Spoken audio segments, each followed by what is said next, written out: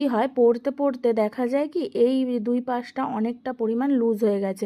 আর এই লুজ হয়ে যাওয়ার ফলে কি হয় বলো তো, যখনই আমরা চশমাটা এরকমভাবে পড়তে যাই না কেন, দেখো এটা আমি মুখে দিয়ে দেখাচ্ছি, যতই সেট হোক না কেন এটা কিন্তু এরকম মাথাটা নিচু করলে কিন্তু আস্তে মানে টপ করে পড়ে যাবে, বা এরকম মানে নিচু হয়ে যাবে, ঠিকঠাকভাবে সেট হবে না, এতটাই লুজ হয়ে যায় এই চশমাগুলো।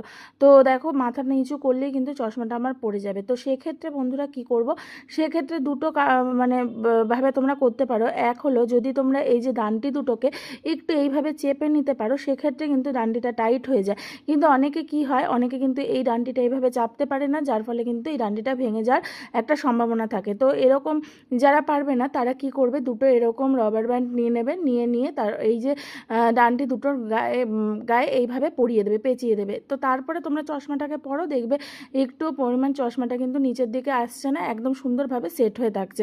টিপসটা কেমন লাগলো জানাতে ভুলবে না।